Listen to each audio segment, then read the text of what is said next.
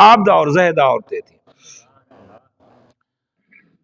تو حنہ بنت فاقوس اور اولاد تھی نہیں، تو اس نے ایک منت مانی تھی کہ یا اللہ میرا بیٹا جو جوان وہ تو فوت ہو گیا ہے، اور یہ میرا خاوند عمران بہت ہی نیک پارسا ہے، امام اور خطیب مسجد اقصیٰ کا، تو ہماری اور تو اولاد ہے ہی نہیں، یا اللہ ہمیں لڑکا عطا فرما اور میں تیرے دین کے لیے میں اس کو وقف کر دوں گی. کیونکہ فکر یہ ہوئی کہ جو آپ کا خاوند حضرت عمران تھے، امام خطیب تھے مسجد اقصیٰ کا، تو اب اس کا وارث ہے ہی نہیں، تو میں چاہتی ہوں کہ اس کا کوئی نہ کوئی وارث ہو، اور جس طرح عمران مسجد اقصیٰ کی خدمت کر رہا ہے وہ بھی تیرے دین کی مسجد کی خدمت کرے، تیرے گھر کی خدمت کرے. تو اللہ کی مرضی ہوتی ہے. تو اسی دوران آپ حاملہ ہو گئی. اللہ نے لڑکے کی بجائے لڑکی عطا کر دی. اللہ قادر ہے، جس کو لڑکی دے لڑکا دے، اللہ کی مرضی ہے. تو لڑکی پیدا ہو گئی تو پریشان بھی ہوئی کہ اللہ میں نے تو منت مانتی لڑکے کی، اب لڑکی ہے تو نے دی ہے، بس یہ تیرے دین کے لیے میں اس کو وقف کرتی ہوں. اللہ اکبر. یہ منت مانی تھی کہ میں تیرے دین کے لیے اس کو وقف کر دوں گی. تو بچی پیدا ہوئی، اس کا نام کیا رکھا؟ مریم. اس کا نام کیا رکھا؟ امام بخاری رحمۃ اللہ تعالی نے فرمایا کہ مریم کا عبرانی زبان کا لفظ ہے مریم. مریم کا نام ہے عابدہ، یعنی اللہ کی عبادت کرنے والی. اس نے بڑی اللہ کی عبادت کی تھی. تو فرمایا مریم، حضرت مریم پیدا ہوئی تو یہ بچی اب اللہ کے لیے، اللہ کے رضا کے لیے وقف کر دیا. تو فرمایا یہ حضرت حنہ اس کو اٹھا کر مسجد اقصیٰ میں آئی. اس وقت مسجد اقصیٰ کی کمیٹی کے 19 افراد تھے. کتنے افراد تھے؟ 19 مسجد کی خدمت کرنے والے تھے. اب تو ہم مسجد سے اللہ کے گھر سے دور بھاگتے ہیں، تو وہ لوگ کیسے نیک لوگ تھے کہ 19 افراد کی کمیٹی ہر ایک وقت کا ولی تھا، ہر ایک وقت کا ولی تھا. اور اس وقت حضرت زکریہ علیہ السلام بھی اللہ کے پیغمبر تھے، وہ بھی اسی کمیٹی میں تھے. تو فرمایا حضرت حنہ بنت فاقوس حضرت عمران کی بیوی اپنی بچی حضرت مریم کو اٹھا کر وہاں مسجد اقصیٰ میں لے آئی اور ان اللہ والوں کے حوالے کر دیا کہ میں نے منت مانی تھی اس طرح، اب یہ بچی اللہ کے حوالے اور تمہارے حوالے دیتی ہوں، اور اس کی پرورش کرو، تربیت کرو. اب اس کی پرورش تربیت، دودھ بھی پلانا تھا. تو 19 افراد کی کمیٹی ہر ایک وقت کا ولی ہے، اور ہر ایک یہ تمنا کر رہا تھا کہ یہ بچی میرے حوالے کر دی جائے، کہ میں اس کی پرورش کروں گا، تربیت کروں گا، اس کو دودھ ہم پلائیں گے، اس کی پرورش کریں گے. آج ہمارا دور تو یہ ہے کہ ہم تو بھاگتے ہیں کہ کسی کی پرورش کرنی ہو، بچی یا بچے کی، ہم تو بھاگتے ہیں کون اس کی پرورش کرے، کون ان کو دودھ پلائے، کون ان کی خدمت کرے، پھر جوان ہو کر کون اس کی شادی کرے. تو ہم تو دور بھاگتے ہیں. وہ اس کو ثواب سمجھتے تھے. آج ان کو ثواب کی ضرورت ہی، آج ہمیں ثواب کی ضرورت نہ رہی، نیکی کی ضرورت ہی نہیں سمجھتا انسان. ہر ایک کی ضرورت سمجھتے، دنیا کی چیزوں کی تو ضرورت ہے، ایک سوئی کی بھی ضرورت ہے، لیکن آج مسلمان کو نیکی کی ضرورت نہیں رہی. تو 19 افراد کی کمیٹی ہر ایک بھاگ رہا تھا کہ یہ بچی ہمارے حوالے کر دیجئے. تو انہوں نے پھر قرآن اندازی کی کہ قرآن اندازی میں، وہ قرآن اندازی کس طرح ہوئی؟ تو انہوں نے مشورہ کیا کہ یہ جو جس قلم سے ہم لکھتے ہیں نا قلم، یہ قلم اس پر ہر ایک اپنا نشان لگا دے، ہر آدمی اپنا نشان لگا دے. اور قریب دریائے اردن تھا، تو وہاں دریا میں ہم اس قلموں کو پھینک دیتے ہیں، جس کی قلم ٹھہر جائے وہی اس بچی کی پرورش کرے گا. وہ دریائے اردن بڑا تیز چلتا ہے، تو اپنی قلموں پر نشان لگا دو قلم پر، اور ہر آدمی اپنی قلم دریا میں پھینک دے، اور جس کی قلم ٹھہر جائے، دریا کا پانی اس کو بہا کر نہ لے جائے بلکہ قلم ٹھہر جائے، تو یہ بچی اس کے حوالے کر دی جائے گی. دوسری روایت میں یوں بھی آتا ہے کہ مثال کے طور پر دریا شمال سے جنوب کی طرف چل رہا ہے، جس کی قلم پانی کا بہاؤ جدھر سے ہے ادھر چل پڑے قلم، تو یہ بچی اس کے حوالے کر دی جائے گی. تو ہر ایک نے اپنی قلم پر نشان لگایا اور دریائے اردن پر کنارے پر کھڑے ہو کے اپنی کلمیں ڈال دی وہاں. حضرت زکریا علیہ السلام بھی ہیں وہاں. تو فرمایا حضرت زکریا علیہ السلام کی قلم ٹھہر گئی، باقی سب قلموں کو پانی بہا کر لے گیا.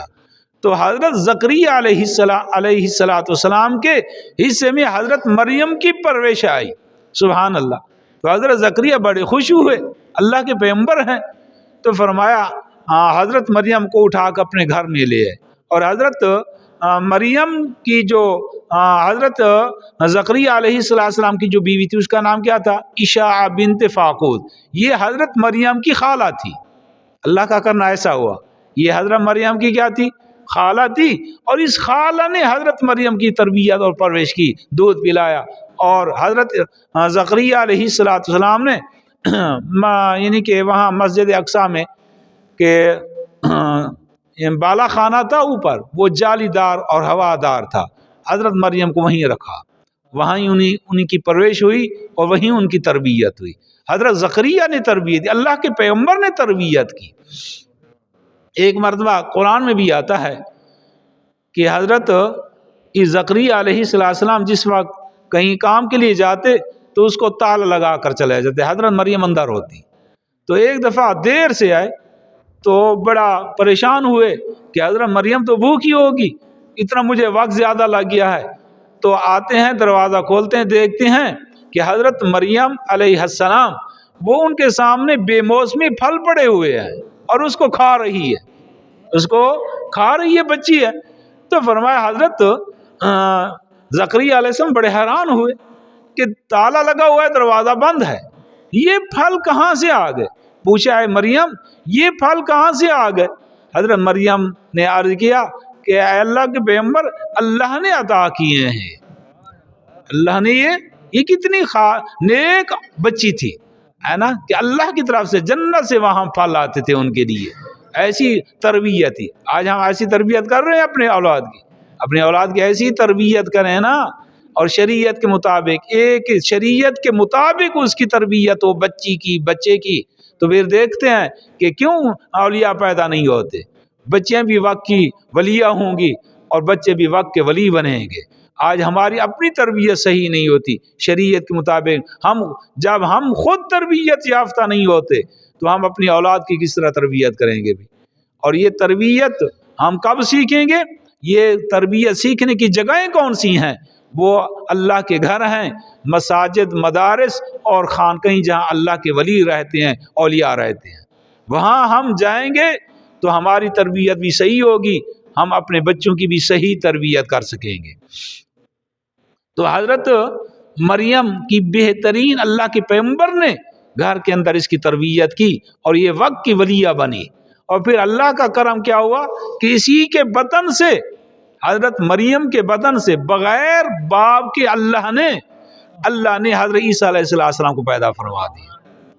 کتنی نیک خاتون تھی، کتنی نیک خاتون ہے کہ اس کے بطن سے، پیٹ سے اللہ نے عیسیٰ علیہ السلام کو پیدا کر دیا. تو یہی آل عمران ہے، ان کو بھی اللہ نے جہان والوں پر چنا. اور ان لوگوں نے بھی اپنے دور کے اندر، اپنے وقت کے اندر اللہ سے محبت کرنے کا طریقہ سکھلایا تھا. اب انہی کا ذکر اللہ رب العزت نے قرآن میں فرمایا ان اللہ اصطفیٰ آدم، بے شک اللہ رب العزت نے آدم علیہ السلام کو چنا وقت کا نبی. اس نے بھی اپنی امت کو، اپنی اولاد کو اللہ سے محبت کرنے کا طریقہ سکھلایا کہ اللہ سے محبت کس طرح کی جاتی ہے. ونوحا، اور نوح علیہ السلام کو بھی اللہ نے چنا کہ اس نے بھی، نوح علیہ السلام نے بھی اپنے وقت کے اندر اپنے اصحاب کرام کو، اپنے لوگوں کو، اپنی امت کو اللہ سے محبت کرنے کا طریقہ سکھلایا. وآل ابراہیم، اور آل ابراہیم، یہ بڑا آل لمبی گزری ہے جن میں انبیاء علیہ السلام کافی تعداد میں ہے. تو آل ابراہیم، ان انبیاء نے بھی اپنے دور کے اندر اپنی امت کو اللہ سے محبت کرنے کا طریقہ سکھلایا. وآل عمران علی العالمین، اور آل عمران، ان کو بھی اللہ نے سب جہان والوں پر ان کو بھی چنا. ان آل عمران نے بھی اپنے وقت کے اندر اللہ سے محبت کرنے کا طریقہ سکھلایا. دیکھو ہر نبی نے اللہ سے محبت کرنے کا طریقہ بتلایا. ہر نبی نے بھی اللہ سے کس طرح محبت کی جاتی ہے. اور حقیقت میں اگر دیکھا جائے تو محبت ایک سی ہی ہوگی نا اللہ سے، کہ جس نے ہمیں پیدا کیا، کائنات کو پیدا کیا. اب جو اللہ جس نے کائنات پیدا کی اور ایک ایک چیز اللہ نے انسان کے لیے پیدا کی، آسمان انسان کے لیے، زمین انسان کے لیے پیدا کیا، سورج چاند ستارے انسان کے لیے، دنیا کائنات کے اندر جو چیز آپ نظروں سے دیکھ رہے ہیں سب چیزیں اللہ نے تیرے لیے پیدا کی، انسان کے لیے پیدا کی. تو اللہ نے فرمایا کتنا بڑا احسان میں نے تجھ پر کیا، اور تجھ کو یہی حکم ہے کہ تو کسی کو دل نہ دے، اگر دل دینا ہے تو صرف اللہ کو دے جس نے ہر چیز تیرے لیے پیدا کر دی. تو آج ہمارا حال تو یہ ہے کہ جس اللہ نے ہمیں پیدا کیا، روزی دی، جس نے ہمیں دل دیا، اب ہم دل دوسروں کو دے رہے ہیں، غیروں کو دے رہے ہیں، غیروں کے طریقے اپنائے ہوئے ہیں، غیروں سے محبت کی ہوئی ہے. اب دیکھو پھر یہ تو بڑی ناانصافی ہوگی نا کہ دل پیدا اللہ کرے اور دل دیں ہم دوسروں کو. یہ تو بڑی ناانصافی ہے، بہت بڑا ظلم ہے. اس لیے اس ناانصافی اور ظلم سے بچنے کے لیے ہم پورا کا پورا دل اللہ کو دے دیں، اللہ کے لیے وقف کر دیں. اس دل کو اللہ کی محبت اس میں داخل کریں، اللہ کی محبت دل میں لے آئیں اور کسی کی محبت نہ ہو. تو یعنی کہ دل میں اللہ کی محبت کب آئے گی؟ تو اس کے لیے بڑی محنت کی ضرورت ہے، اس کے لیے بڑی محنت کی ضرورت ہے. وہ محنت کہاں ہوگی؟ وہ محنت اولیاء اللہ کے پاس ہوگی. ان کے پاس یہ محنت ہوگی، ان کے پاس یہ طریقہ ہے کہ اللہ سے محبت کرنے کا وہ طریقہ بتائیں گے.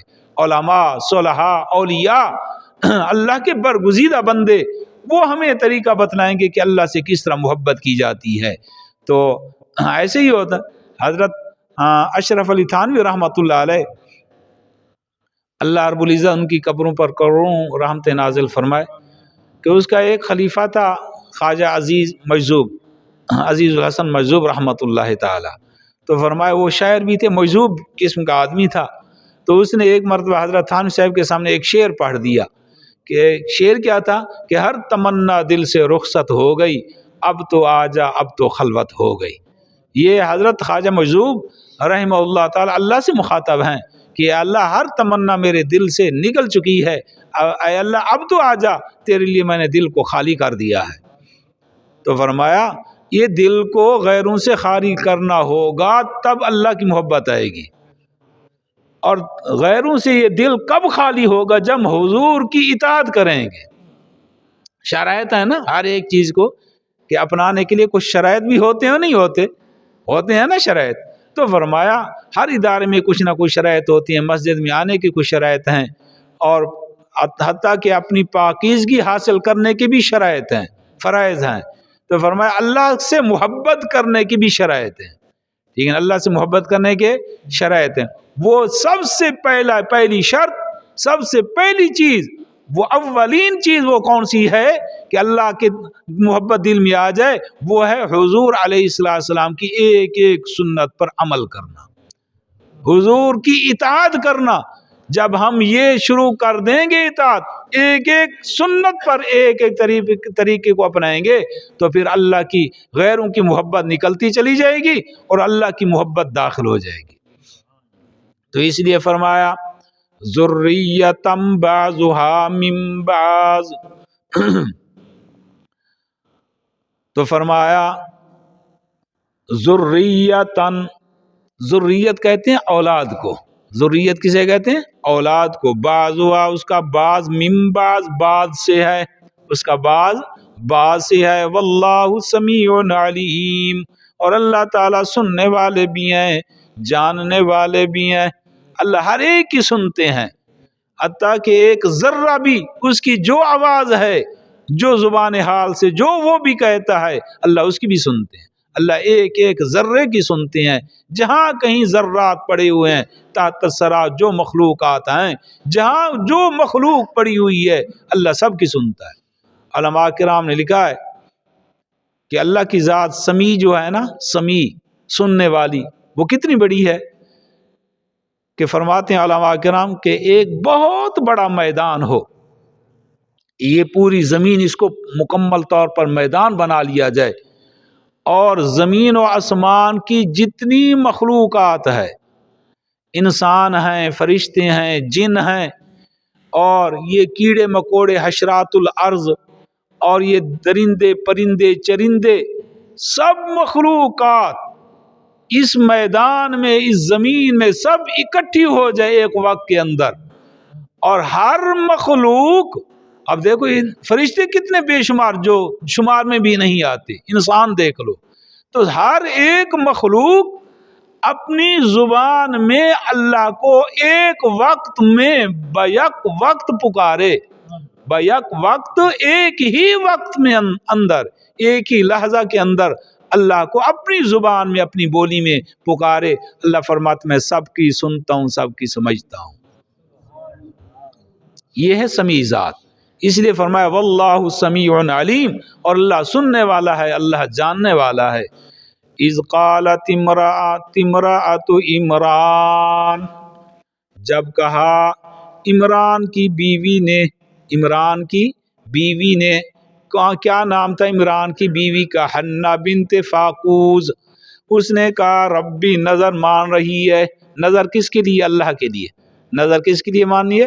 نظر غیر اللہ کی نظر ماننا حرام ہے، نظر اللہ کے لیے ماننا ہے۔ نظر منت ہے وہ اللہ کے لیے ہونی چاہیے، اللہ کے مع سوا نظر ماننا، منت ماننا شرک ہے اور گناہ ہے، یہ بہت بڑا گناہ ہے، شرک ہے۔ تو اس لیے فرمایا حضرت عمران کی بیوی حضرت حنہ بنت فاقوز منت مان رہی ہے، اللہ سے کہہ رہی ہے ربی، اے میرے رب، انی نظرت لک ما فی بطنی محررا، اے میرے رب بے شک میں نظر مانتی ہوں تیرے لیے، نظر منت اللہ کے لیے، غیر اللہ کی منت نظر جائز نہیں ہے۔ ما فی بطنی، وہ جو میرے پیٹ میں ہے، یعنی جو میرے پیٹ میں نظر مانتی ہوں اللہ، کیا نظر محررا، میں تیرے لیے اس کو وقف کرتی ہوں، آزاد کرتی ہوں، تیرے دین کے لیے، تیرے لیے اس کو آزاد کرتی ہوں۔ فتقبل منی، بس اے اللہ میری طرف سے اس کو قبول فرما لے، اس کو کیا فرما لے؟ قبول فرما لے۔ انک انت السمیع العلیم، بے شک آپ تو سننے والے بھی ہیں، جاننے والے بھی ہیں، تو ہی سنتا ہے، تو ہی جانتا ہے کہ میرے پیٹ میں کیا ہے، لڑکا ہے یا لڑکی ہے، کون جانتا ہے؟ اللہ جانتا ہے۔ کالا ہے یا گورا ہے، اللہ جانتا ہے۔ پورا صحیح سالم ہے یا اعضاء اس کے مکمل نہیں ہے، اللہ جانتا ہے۔ عقل مند ذہین ہے یا پاگل ہے، اللہ اس کو جانتے ہیں۔ تو فرمایا انک انت السمیع العلیم، بے شک آپ تو سننے والے بھی ہیں، جاننے والے بھی ہیں۔ فلما وضعتها قالت ربی انی وضعتها انثی، پر جس وقت اس کو جنا حضرت حنہ بنت فاقوز، جس وقت اس کو جنا تو بچی پیدا ہو گئی۔ حضرت اس کا نام کیا رکھا؟ مریم، اس کا نام کیا رکھا؟ مریم نام رکھا۔ مریم کا پہلے معنی بتا چکا، عابدہ، جو سب سے زیادہ عبادت کرنے والی۔ تو فرمایا جب اس کو جنا، قالت، کہنے لگی حضرت حنہ بنت فاقوز ربی، اے میرے رب، انی وضعتها انثی، بے شک میں نے اس کو جنا ہے لڑکی، واللہ، حالانکہ میرا تو یہی خیال تھا کہ لڑکا پیدا ہوگا تیرے راستے میں وقف کر دوں گی، واللہ اعلم بما وضعت، اور اللہ خوب جانتا ہے جو کچھ جنا، جو کچھ میں نے جنا ہے، اللہ اس کو خوب جانتا ہے، لڑکی ہے یا لڑکا ہے، لڑکا لڑکی جانی، اللہ اس کو بھی جانتے ہیں۔ تو فرمایا وَلَيْسَ الذَّكَرُ كَالْأُنثَىٰ، اور لڑکا جو ہوتا ہے لڑکی جیسا نہیں ہوتا۔ ٹھیک ہے، ایک تو اس کے دو مطلب ہیں کہ یہ جو لڑکی پیدا ہو گئی یہ لڑکے جیسے نہیں ہے، اس کا مقام بہت بلند ہے، یہ نبی کی ماں بنے گی، یہ عیسیٰ کی ماں بنے گی، اس کا بہت بڑا مقام ہے، لڑکے سے بھی زیادہ مقام ہے اس کا۔ تو فرمایا دوسرا مطلب یہ بھی کہ لڑکا لڑکی سے وراثت میں لڑکا لڑکی سے زیادہ حق رکھتا ہے، ٹھیک ہے نا، اور اسے لڑکا جو ہوتا ہے اسے انبیاء بنتے ہیں، انبیاء نبی بنتے ہیں، لڑکے ان کے مرد ہی نبی بنے، عورت و نبی نہیں بنی۔ تو فرمایا وَإِنِّي سَمَّيْتُهَا مریم، اور بے شک میں نے، اے اللہ میں نے اس کا نام مریم رکھا، میں نے اس کا نام کیا رکھا؟ مریم رکھا۔ وَإِنِّي أُعِيذُهَا بِكَ وَذُرِّيَّتَهَا مِنَ الشَّيْطَانِ الرَّجِيمِ، اور بے شک میں اس کو تیری پناہ میں دیتی ہوں، اللہ تیری پناہ میں اس کو دیتی ہوں۔ اب جس وقت ہمیں بھی یہ قرآن اور حضرت مریم ہمیں بھی سبق دے رہی ہے کہ جس وقت ہمارے بھی اولاد بچے پیدا ہوں اس وقت اللہ سے دعا کر دیں، یا اللہ یہ جو بچہ یا بچی پیدا ہوئی میں تیری پناہ میں دیتی ہوں شیطان مردود سے، کہ اے اللہ شیطانی اثرات اس میں نہ ہوں۔ حدیث میں آتا ہے کہ جس وقت بچہ یا بچی پیدا ہوتی ہے نا اس وقت شیطان آتا ہے اور چوکا مارتا ہے اس کو، چونڈی، ٹھیک ہے نا، بچہ روتا ہے اس وقت اس کو کیا مارتا ہے؟ چوکا۔ تو فرمایا یہ اپنے اثرات ڈالتا ہے اس وقت شیطان۔ تو حضرت مریم نے بچی پیدا، حضرت حنہ بنت فاقوس نے بچی پیدا ہوئی مریم نام رکھا، اور ساتھ اللہ سے بھی دعا کر دی یا اللہ اس کو شیطان مردود کے اثرات سے محفوظ فرما، ٹھیک ہے نا۔ تو اس لیے یہ محفوظ رہی، یہ حضرت مریم شیطانی اثرات سے محفوظ رہی جو اللہ کی بندی نے دعا کر دی تھی۔ اے اللہ اس کی اولاد کو بھی شیطانی اثرات سے محفوظ، اولاد کیا ہوئی؟ حضرت عیسیٰ علیہ السلام، اللہ اکبر۔ تو حضرت عیسیٰ علیہ السلام بھی شیطانی اثرات سے محفوظ، اللہ کے پیغمبر۔ تو اللہ سے ہمیں بھی اللہ سے دعا کرنی چاہیے اپنی اولاد کے لیے کہ اللہ ہماری اولاد کو بھی شیطان مردود سے، اس کے اثرات سے ان کو بھی محفوظ فرما۔ اللہ سے دعا ہے کہ اللہ ہمیں بھی محفوظ رکھے شیطانی اثرات سے، ہماری اولادوں کو مسلمان کو محفوظ رکھے۔ وآخر دعوانا ان الحمدللہ رب العالمین، الحمدللہ رب العالمین۔ اللہم صلی علی سیدنا و مولانا محمد وعلی آل سیدنا و مولانا محمد وبارک وسلم۔ ربنا ظلمنا انفسنا وإن لم تغفر لنا وترحمنا لنكونن من الخاسرين۔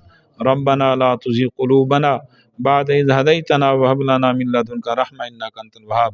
اللهم اغفر أمة محمد، اللهم ارحم أمة محمد، اللهم استر أمة محمد، اللهم فرج أمة محمد صلى الله عليه وآله وسلم، وصلى الله تعالى على خير خلق محمد وآله وصحبه أجمعين، آمين برحمتك يا رب۔